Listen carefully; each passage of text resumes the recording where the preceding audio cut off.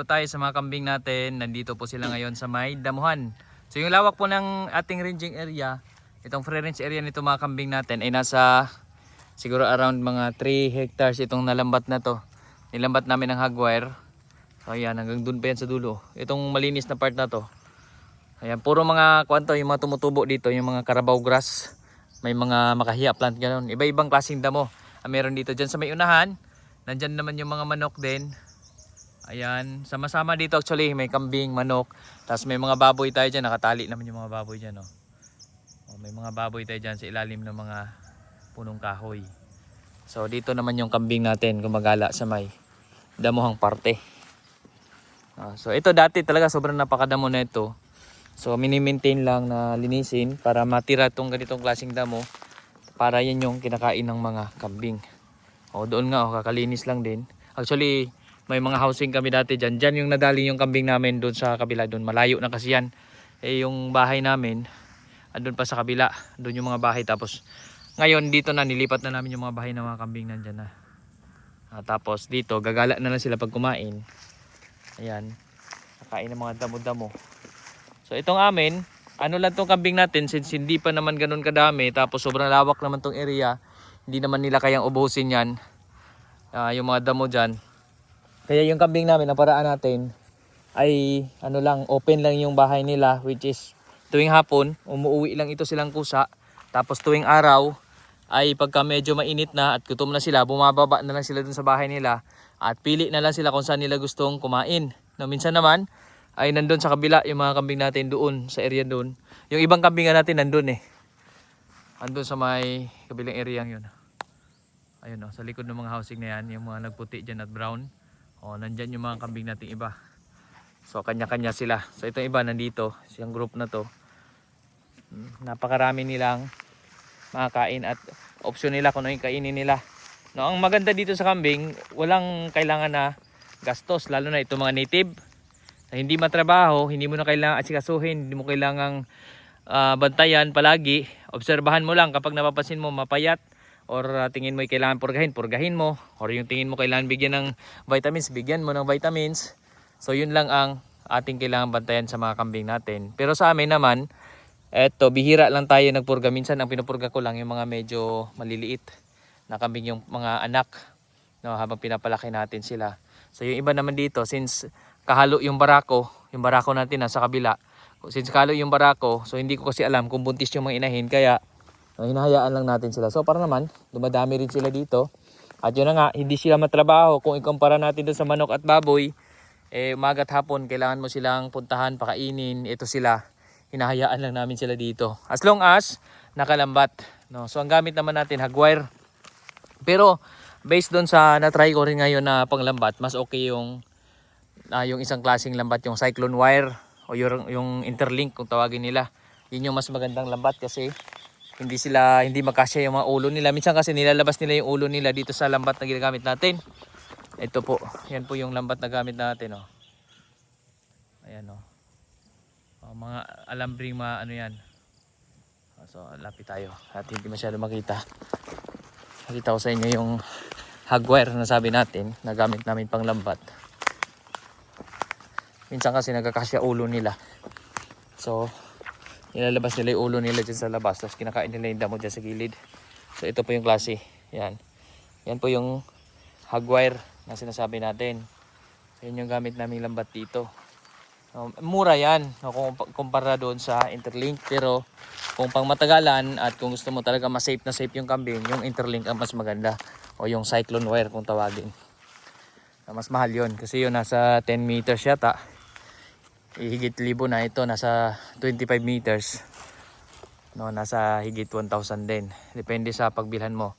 So dito sa amin may nabibilhan kami nitong hagwire 25 meters, nasa 950 pesos. Yung interlink nakabili ako 10 meters, nasa 1,030 pesos. Yung pinaka murang klase. So ayan yung ginawa natin. So kaya kung may niyugan tayo, pansin ko natin marami tayong nadadaanan. Sobrang lawak ng niyugan, tapos punong-puno lang ng damo. So pwede natin gawan yan, lagyan nating housing, tapos lagyan natin mga alinisin natin, tira natin yung mga damo na kinakain ng kambing. Tapos lambatin natin para hindi sila nakakapaminsala doon sa mga kapitbahay. So doon natin, hayaan yung mga kambing doon habang tumatagal dumadami sila. Importante, meron ding source ng tubig kasi umiinom sila. Although, bihirang-bihira lang silang umiinom ng tubig. Yun yung na-observe ko dito sa mga kambing. Pero kailangan pa rin nila yan. Hindi po pwedeng walang tubig. No, may housing sila, may bahay sila. Tulad doon, oh. Andun yung ating mga housing. 2 housing yan dyan. Actually, 3 na nga kasi meron tayong kulungan ng baboy dyan na hindi na natin ginagamit. So, yung iba nating kambing dyan naman tumitira. So, ayan yung mga housing natin ng, ayun, oh. Housing natin ng kambing. So, may baboy din doon, oh. So, ayan yung paraan para ma-maximize natin yung ilalim ng niyogan kasi minsan lang naman nagkukupras. Buti ngayon, medyo marami yung bunga ng niyog. Oh, tagbunga ngayon ng niyog. Oh, marami-raming bunga ng niyog na dito. Actually, yan tanim din yan ni Papa. No, si Papa ang naglambat nito, sila Papa, Mama. Tapos yung nagtanim ng mga niyog na yan, sila Mama at Papa din. Oh, grabe, napaka bilis ng panahon, alalaki na rin ng mga niyog na yan. Actually dito ano lang, katiwala lang kami dito. Hindi kami yung may-ari ditong part na ito. No, kaya meron tayong lote, yung lote yun yung amin na, yun yung nabili namin. Na yun yung focus naman natin ngayon na i-grow. No, so ayan yung mga kambing natin. So ito yung simpleng paraan, no. Pagka ganito namang napakalawak, maliban na lang pag sobrang dami ng kambing natin, mahirap i-control. Kailangan na rin ng meron silang housing, tapos pwede silang nandun lamang sa loob ng bahay nila. Tapos yung paligid, yun yung tatamnan natin ng mais, napier grass. No, yun yung pakain naman natin na support. Kailangan lang kumpain, kailangan natin manguha lagi ng pakain nila. No, kapag ganun ng napakarami na. Pero itong konti lang, walang problema kahit baba akyat lang sila dyan sa housing nila. May housing lang sila tulad na nabanggit natin. So akyat sila doon pag matulog na sa gabi. Tapos pagka-araw, bababa din sila doon. Pag maulan, hindi sila bumababa. Inaantay nila na tumila yung ulan. Tapos minsan naman, kahit medyo maambon-ambon, bumababa pa rin sila at kumain. So walang problema yon hanggat hindi naman sila napipilitan sila yung nababasa. No, basta meron sila masisilungan. So par okay naman yung mga kambing based sa experience namin. No, kasi minsan bumababa rin sila kahit maulan, lalo na kung matagal tuloy-tuloy yung ulan. Kapag medyo mahina yung ulan, bumababa din sila at kumain kung gutom na talaga sila. Pero wala namang naging problema so far doon sa obserbasyon natin. No, so ayan. Nakakatuwa lang, no. Itong mga ganitong kakonti, ano pa lang to, parang enjoy pa lamang. No, nakakatuwa silang pagmasdan na ganyan, na nandiyan dumadami. No, wala pang, hindi man natin matatawag na business ito kasi wala pa namang tuloy-tuloy na source ito. Pero pang matagalan, siguro tingnan natin mula ngayon after 5 years, no, siguro ay dadami na sila dito lalo, no. Hangga't yung lupang ito ay nandito pa, kung hindi pa binenta na may-ari. So ayan, oh. Napakaraming mga kambing. So yan yung mga pinaparami natin dito kasi hindi magastos. Although doon sa unahan, doon sa bandang baba, meron kaming tanim diyan. Andun yung mga napier grass.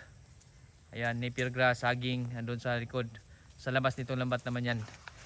No, tapos meron tayong mga madre de agua dyan. Ayun, no, madre de agua yung mga dahon dyan, yung malalaking puno dyan ha. Malaki kasi yung madre de agua natin dyan. So yan yung mga tanim namin madre de agua. So, yan yung mga backup naman natin in case na kailangan.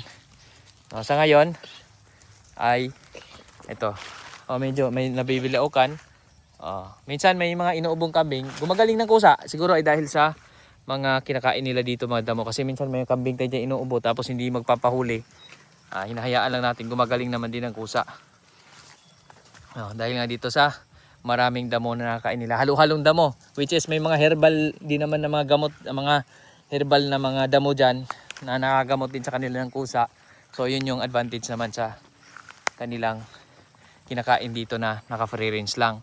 No, kasi hindi lang sila naka-focus doon sa binibigay natin. Maraming mga klaseng damo ang nakakain nila dito. Ayan o. Iba, ang lulusog. Ang bibilog ng mga kambing natin dito. Ang ganda ng mga katawan. Halo-halo lang, may iba, medyo payat.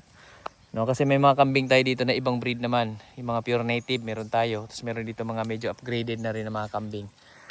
So ayan yung ating update dito sa mga kambing at muli po maraming salamat po.